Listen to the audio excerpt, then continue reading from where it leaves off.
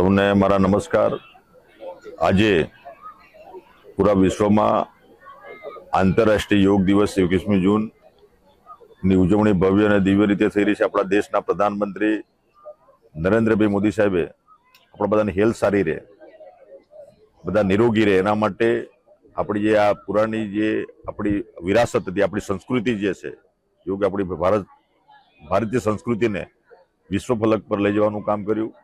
સન્માનીય દેશના પ્રધાનમંત્રી નરેન્દ્રભાઈ મોદી સાહેબે જ્યારે 11 ડિસેમ્બર 2014માં આ જે પ્રસ્તાવ સંયુક્ત રાષ્ટ્ર સંઘમાં જ્યારે મૂક્યો અને 193 દેશોનો આ જે સમૂહ છે એમાં 177 દેશે સર્વસંમતિથી બહુમતીથી એને પસાર કરીને આંતરરાષ્ટ્રીય યોગ દિવસ તરીકે ઉજવવાનું નક્કી કર્યું। ને આજે આપણા પૂરા વિશ્વમાં આપણી જે ભાષા અને સંસ્કૃતિથી ઉપર ઉઠીને એકતા અને વિશ્વ બંધુત્વનો જે સંદેશ આપવાનું કામ આ યોગના માધ્યમથી પૂરા વિશ્વમાં થઈ રહ્યું છે। અને એનાથી આપણા દેશના પ્રધાનમંત્રી જે એક પૃથ્વી અને એક સ્વાસ્થ્યની બાબતને પણ પ્રાધાન્ય આપ્યું છે। અને આપણા ગુજરાતના માનનીય મુખ્યમંત્રી શ્રી ભૂપેન્દ્રભાઈ પટેલ સાહેબે ચાલુ વર્ષે મેદેશ મુક્ત આપણું ગુજરાત બને એના માટેના પણ પ્રયત્નો કર્યા છે। અને યોગ એ આપણા આત્મા, શરીર અને મનને શાંતિ માટેનું આ એક અભિયાન છે।